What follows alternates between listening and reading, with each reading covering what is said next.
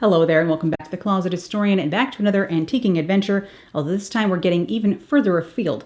And by that I mean we're going further into Massachusetts than we had the last time I made one of these, which was very recently. I promise there will not be much more antiquing for the rest of the year because I really got to save up to fix this roof, which is far less exciting and involves zero porcelain as far as I've heard. But before the penny pinching continues in earnest, I did get out to a few more antique stores while my mom was here in town visiting. We always love going antiquing together. Sometimes I do get overwhelmed and slightly overstimulated, so she'll ask me for what we're looking for, and instead I will simply short circuit because there's too many things going through my brain at once because my Rolodex for what I'm actually looking for very long. But anyhow, I'll show you what we found out there, what I managed to bring home with me, and what it was like to visit Brimfield Antiques Fair for the very first time. Now, unfortunately, my first stop does not allow you to take anything home. This is the centralmost gallery of the Clark Art Institute in Williamstown, Massachusetts, near Williams College, unsurprisingly, which I discovered almost on accident while searching out new places to go antiquing in northern Massachusetts. Full of 19th century American and European paintings, silver, and more, including some truly amazing porcelain with hand-painted bugs on it, so you know I wanted a full set of that. I know I just had to bring my mom to see this museum first before we even started going antiquing.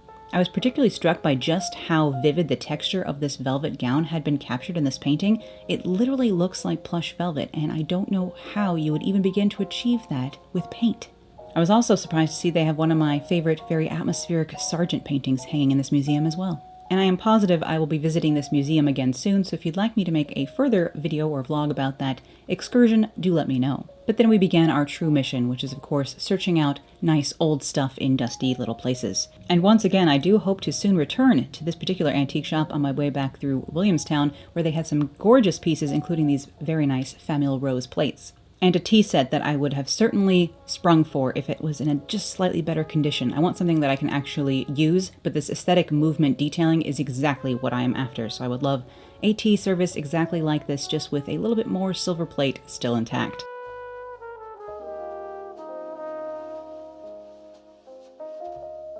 And a few days later, we set out on a true jaunt down the Hudson River Valley, dropping into Pickers Nation, where I spotted these Majolica plant pots that I very much would have liked to have scooped up, but sadly they were a bit above my pay grade, as it were. It's no surprise I love me some green Majolica, green glazes on ceramics in general. If these had been more in the sort of $40 range, I would have been seriously tempted, but alas, $80 to $100 would have wiped me out for the whole week, so I had to be a little bit sensible here at the beginning of our day. Cruising down along the Hudson, we made it to Catskill, New York, where we went into this antique shop that is in an old church. I had never been in here before, and the stained glass was super stunning. Gorgeous glass, the glass itself was very pretty, in addition to the patternation of cutting it into the leaded glass window, but the glass itself, as someone who has recently taken up stained glass as yet another craft hobby situation, this is gorgeous, fancy marbled sheet glass all on its own, let alone cut into a window. I would come back here just for the building, even if I hadn't found anything. We also spotted this absolutely gorgeous, I think this is a viburnum tree in Rhinebeck. I want one of these for my yard. I do always like popping into the Beekman Arms. There was some very fun Portmeirion displayed on this day, but I didn't actually find anything to bring home with me on this particular occasion, but I did quite like this bench, and I am looking for a bench for my kitchen near the back door, and this would be amazing there. However, it was slightly, again, above my price range because it was nearly $600. And yikes. Very cool carvings, though.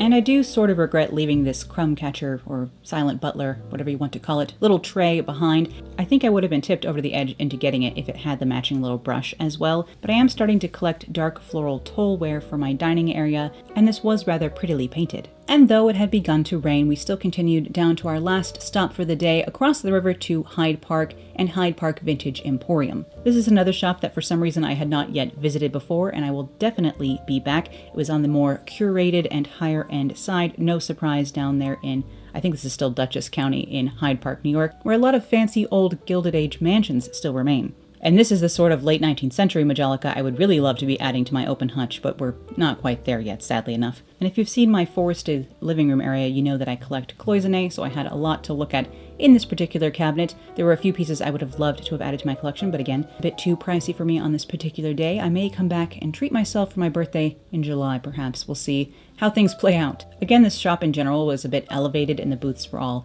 quite organized and not too overcrowded, which is a nice change from some of the other shops I have been to here in upstate New York. Things do tend to occasionally lean on the yard sale-y vibes as opposed to elevated antique shop vibes. But before long, it was time to drive back into Massachusetts, further into Massachusetts than I have yet been so far. And yes, I am finding it difficult to say the word Massachusetts, especially over and over again.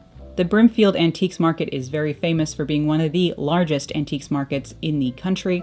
And of course, despite my own personal preference for browsing eBay and Etsy at home with my cats, I did want to at least check it out so I would know it was worth driving out here in the future. Luckily, we only had a tiny bit of misty rain. We were pretty lucky with the weather this day. It said it was like a 40% chance of rain, but thankfully things never really escalated above a sprinkle and we didn't have to deal with too much mud, which can become a huge problem out in these fields. We also spotted a black bear rambling honestly too close to the road on our way there as well, which was quite exciting in itself. It's not every day you see a wild black bear, luckily from the safety of the car.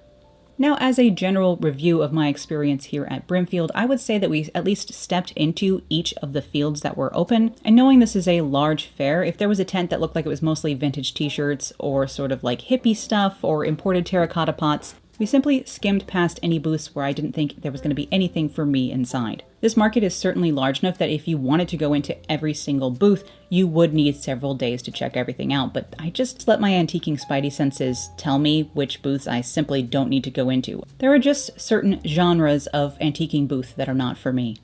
For example, I don't tend to look at vintage clothes when I'm out and about. The odds of me finding something I would like that would also fit me in my larger size are basically impossible, and it's just not worth the time investment going through a bunch of 70s polyester to find one 40s suit for me, when the odds that that suit is also a size large in perfect condition are just not there.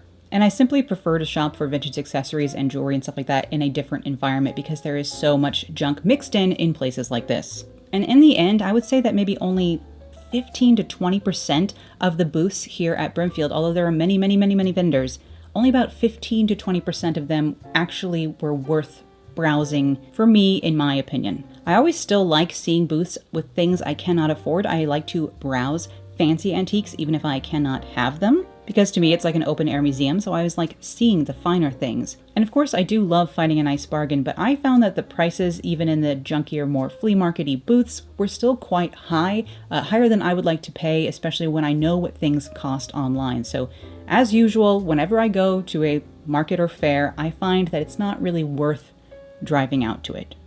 That's just my opinion, of course. I know a lot of people love Brimfield. It's a nice thing to do on a day out, and you may be able to find one or two bargains, but this is not the place to come for cheap antiques. So you're better off going to like Middle America somewhere with a lot of antique malls. You're gonna find such better prices. I don't think it's worth flying out to go to Brimfield if you're looking for deals. Again, I think I'm in the minority on this one. Would I go again if I had nothing going on? Yes. Would I make it a huge priority never to miss? No. Side note, I do want this $7,000 fountain for my backyard.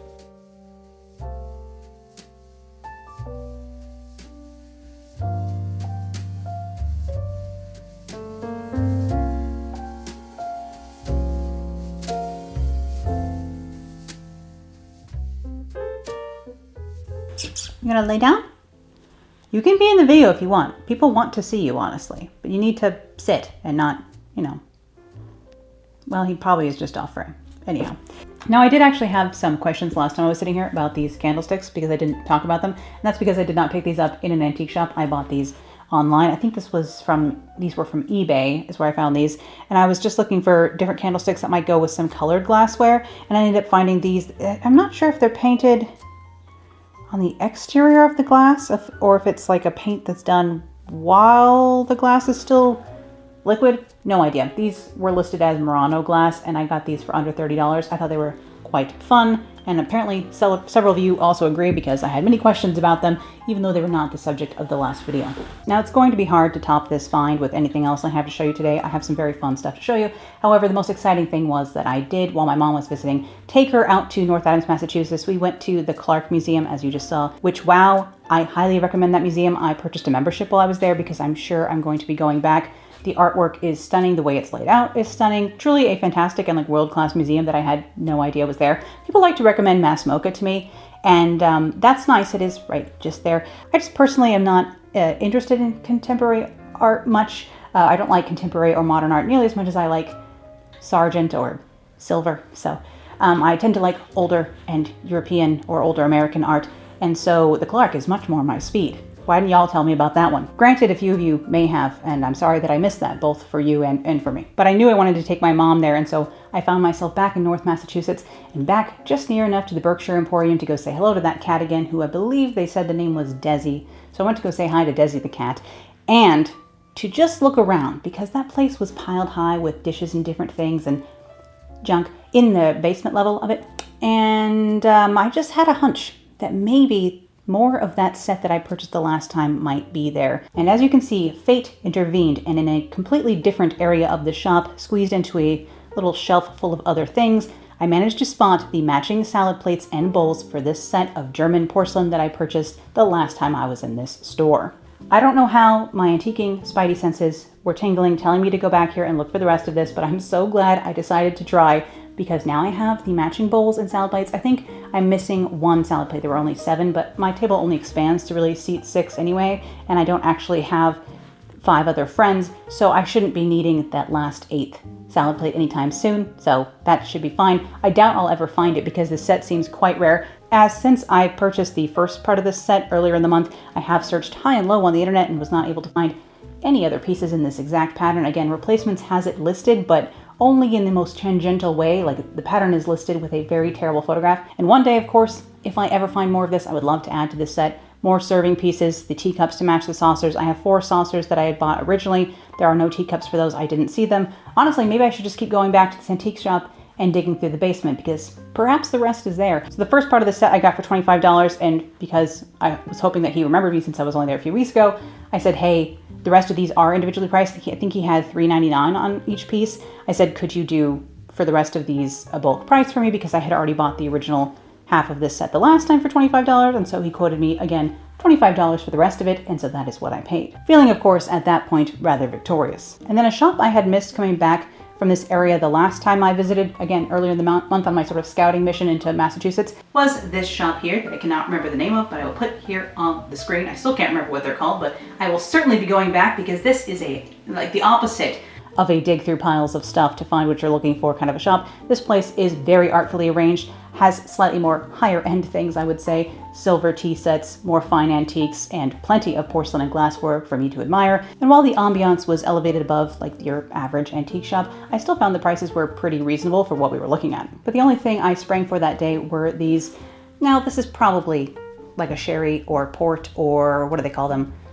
Cordial glass. I think of these as a Nick and Nora. This is like a small Nick and Nora size glass. At least that's what I'm going to be using them for. I like to try mixing different craft cocktails, trying new recipes that I haven't seen before, trying new liqueurs, things like that. So often I don't want like a full size cocktail when I don't know if I'm going to like it. So it's nice to have a slightly smaller cocktail glass like a Nick and Nora or like a cordial glass, so you can mix one cocktail, pour half of it, like 2 ounces, into each glass. You can kind of have a mini cocktail to find out if you like that recipe and would like to make a full-size cocktail next time. So I grabbed this set of 4 etched crystal glasses. I simply thought these were very pretty and would be a good stand-in for Nick and Nora glasses, because I don't have a lot of Nick and Nora or smaller volume cocktail glasses in my collection at this time. I usually just use my standard coupes, which look like this. And actually, if you recognize this pattern, will you let me know what it is? I'm not sure if these are Tiffin, Franciscan, or if they're Fostoria, or who makes this particular etched coupe glass, which is the standard coupe here at my bar in my house, but I wanted an alternative for something slightly smaller, and these fit the bill perfectly. And on our next day of antiquing, we did stick along the Hudson River Valley, sticking to the western half of the river. Usually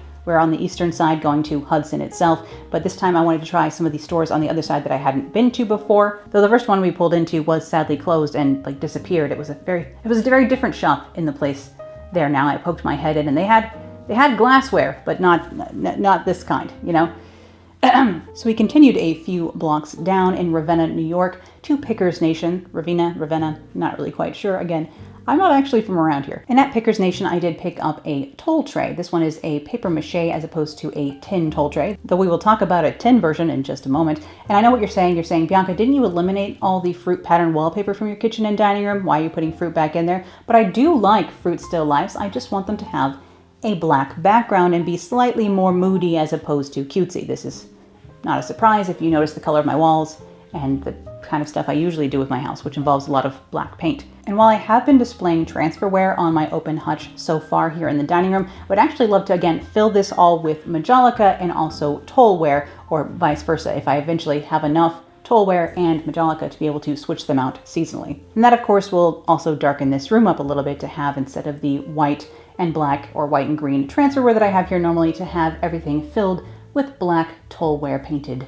trays. So really, this is exactly the sort of thing I want to pick up to fill in my hutch, so I was very glad to find it. And our next stop along this side of the Hudson was to pop into Catskill, New York, where we entered into this fabulous antique store that happened to be in an old church with gorgeous stained glass windows and very Gothic details along the ceiling. It was hard to pull our eyes away from the details of this building and actually start looking for treasures. And we had barely gotten inside the door when I spotted this trinket dish. Now, I'll tell you what, I'm a girl who does not need another trinket dish, but will you please look at this spiderweb on deep iridescent ruby red and tell me you could have walked away from this guy. This dish is marked Carlton ware, made in England, and it's part of their Rouge Royale line. Unfortunately, this is not a line of like dishware and chinaware, because wow, would I love to have dinner plates or something like that in this set. It does seem this was more a line of accessories for like the vanity area, perhaps a soap dish, which is kind of what this is shaped like, though I would never use something so perfectly me as a soap dish out of fear it would get broken. But it looks like the only sort of dining pieces they did in this kind of ware were teacups, and while the teacups I'm sure would be pretty, I would only want those if I could build out the full set and have a teapot, etc. as well. So I'm probably not going to be actively searching out anything else in this pattern unless one of you tells me that there is a dinner service in this pattern out there, in which case I guess I will have to start the hunt. And luckily, as I had inadvertently given my mom the task of finding toll trays while out and about, she spotted this large one. Now, a larger tray like this is usually in the $50 to $60 range at least, even though a lot of these were paint by numbers back in the 1950s and 60s. This was a very popular like craft to do sort of toll painting on trays like this, although very annoyingly, it's hard to find blank trays anymore. So if any of you are very into toll painting or know someone who is, let me know where we're getting the blank trays, either tin or paper mache. Help a girl out. Trays like this do still actually owe their origins to more antique examples, including 19th century examples, the kind of which I would love to have and be filling my hutch with instead, although budget constraints say that that's not likely to happen anytime soon, so I'll be sticking with the mid-century versions for now. This tray was only $27, and I liked how it was mostly green tones, so it would fit in with my decor quite well. In any room really, but also in this dull green room as well. And the only real issue with this tray was just how dirty it was. I think clearly it was hanging above someone's stove, or honestly directly behind it, because the layer of grease caked onto this thing, I wasn't actually prepared. I knew it was a little dirty, and then I started cleaning it and realized I was gonna have to really get in there with like the scrubby side of the sponge and wash it several times with Dawn. And actually I used the cleaner that I use for my glass stovetop. I used that on this. I was really trying to, at first, be gentle around the painting, and then I realized I kind of had to go to town. This thing isn't in the world's best condition, but this is the kind of shabby chic I don't really mind. And now that I have this large tray cleaned up as best I could,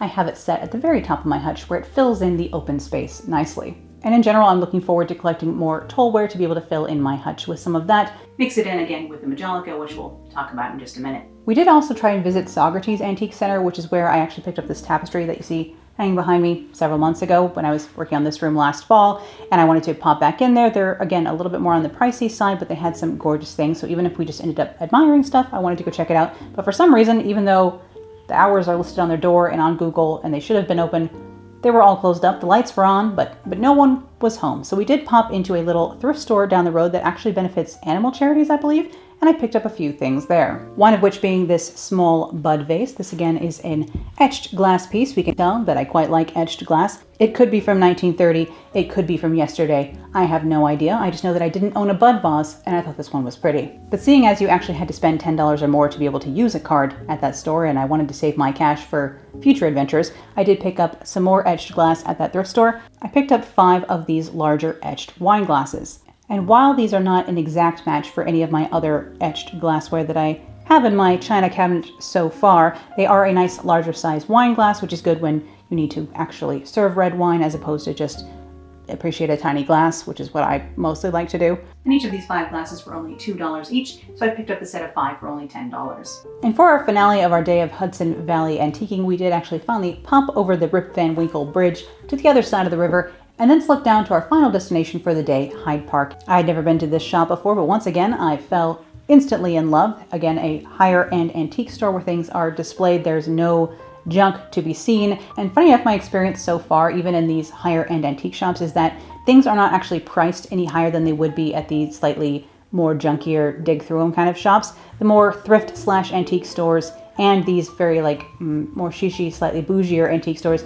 to me the prices are around the same. You just have to do less digging. They might be a tiny bit higher, but really antiques are priced so high in general in my area, in the Hudson Valley, in upstate New York, that I don't notice a huge difference between the bougier shops and the thriftier ones. Which is to say, despite this being a slightly more elevated shop, I did find a few things to bring home with me. The first being another piece of Bristol glass in this lovely aqua color. I do have 2 vases that I picked up earlier in the year, actually at Waverly Square Antiques. I had mentioned that, and this has been sitting beside them so far. This is a small lidded jar, probably again from the latter half of the 19th century, in this opaque sky blue glass with some hand-painted flowers and orchid and some little, I don't know, dogwood or whatever those are, and then a golden butterfly on both the lid and the backside of the glass. And while the gold has worn away a bit here on the top finial of the lid, everywhere else it's in pretty good condition for its age, and there's no chips or anything going on here. The hand painting is still fresh as, you know, the week after it was done. I don't even actually see any chips in the hand painting, which is pretty rare in this. Usually some of the paint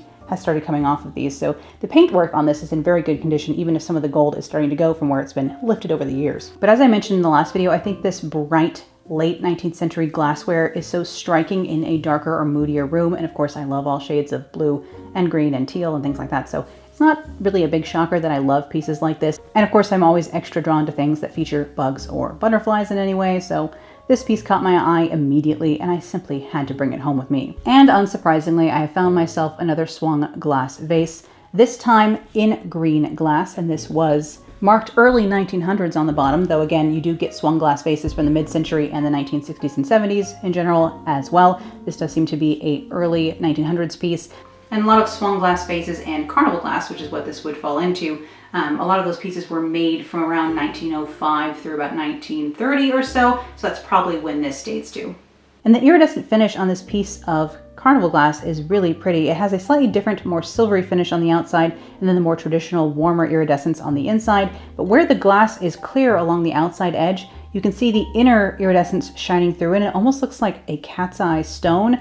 I just thought it was mesmerizing and so pretty, and of course it's iridescent green, so I was bound to be transfixed. And while really I probably should not start collecting carnival glass because I feel like that is quite the rabbit hole I could fall into so easily, I did simply have to bring this piece home with me. And of course, now having dipped my toe into the situation, that will not be the last carnival glass piece I have to show you today. But before long, it was finally time to set out on the biggest adventure yet, driving out to the Brimfield Antiques Fair. Now, we went on Friday morning. I think we got there around 10:30-ish, not too early, because I'm not really an early bird, but not too late either. Most people were still set up. And the first thing I picked up at Brimfield, which I do believe was $8, was this giant spool. These are usually industrial spools. They came off of a weaving machine or something like that, or a knitting machine from the past. No way to know now what this actually came off of. There does seem to be some sort of like an iron core. These seem to be almost like vulcanite. I'm not exactly sure what this is made out of. It feels slightly cool to the touch, but also kind of like plastic and as opposed to metal. I have really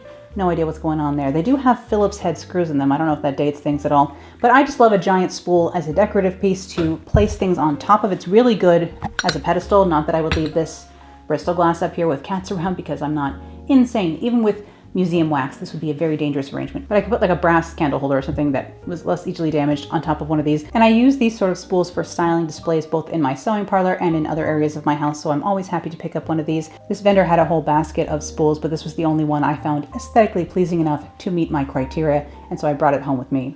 And the second item that I purchased at Brimfield was this carnival glass, swung glass vase. This one has a blue glass vase, and as you can see, it was only $24, so, you know. It was even less expensive than the first of the carnival glass vases I picked up, and far less expensive than the other items that were in this booth. There was a lot of gorgeous glassware in this booth. I did, however, fall again for another iridescent swung glass vase. You can tell it's going to become a problem. These two are really actually quite similar in height. I was thinking that this one was taller than the other, so I would like to vary the heights and actually put things next to one another, but I think something like carnival glass actually looks super pretty in a grouping, so I think I need to find something either much smaller or slightly taller to pair with these, because a pairing, you need the third there just for visual balance. It's just better when you group things in sets of odd numbers, so we need a third or a fifth. And again, a piece like this does date from around the turn of the century through the latter half of the 1920s, probably up till around 1930. And the reason pieces like this are called carnival glass is because by the end they were actually giving it away in hopes that you would want to buy more of it, but it was kind of a thing that you could win at the carnival, hence carnival glass. And this sort of iridescent glass was supposed to be like the poor man's version of Lotes or Tiffany art glass that was being made at the time. Even 100 years later, I do find that I'm much more in the carnival glass area of budget than the Tiffany. If you hear anything that sounds like thunder, it's actually my cats running, doing their zoomies upstairs, playing with paper and running up and down the halls. So don't know what that's about. I promise it's not ghosts, it's just the cats. Now, the only other items I picked up at Brimfield were actually inside of their like antique center that is on the same sort of strip as everything else, and I assume is there all the time as compared to the fields, which are only set up for the antiques fair themselves.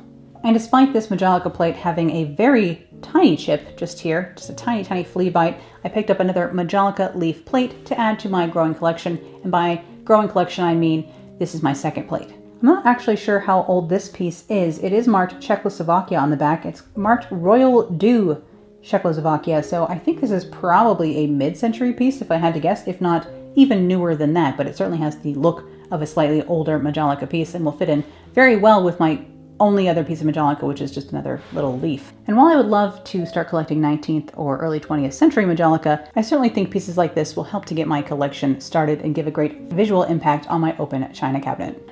And my last find at Brimfield was, shockingly, another swung glass vase. I sadly no longer need any swung glass vases. I kind of went from wanting one to having 1, 2, 3, 4, 5 of them. So I think I can cut it out now because if I continue any further, I'm just going to get into more trouble. This buddy is an opalescent and transparent green glass. I believe this is called a bark texture swung glass vase. I cannot exactly remember. I don't really know very much about this kind of area of collecting yet, although clearly I've begun to participate in the collector's market for swung glass vases, although again, I really need to cut it out. But again, I simply couldn't resist the color going on here. The texture was also quite fun. It looks like some sort of jellyfish. You could definitely see how pieces like this might have been inspirational for artists like Dale Chihuly, who I also very much admire Dale Chihuly's work, and I would love to, have a Chihuly chandelier like they do at the V&A. That's unlikely to ever happen. I'm unlikely to ever have Chihuly, so things that look kind of like his more jellyfish pieces do often catch my eye. But clearly I am quickly developing what we would know in the shopping world as a problem because I am very interested in glass. In fact, most of what I've talked to you about today was glass, whether of the drinking or the more display and or slightly useful variety. Again, once I figure out how to grow non-toxic cut flowers, then I can actually use these vases as something practical in addition to something just decorative and to be admired for its own sake.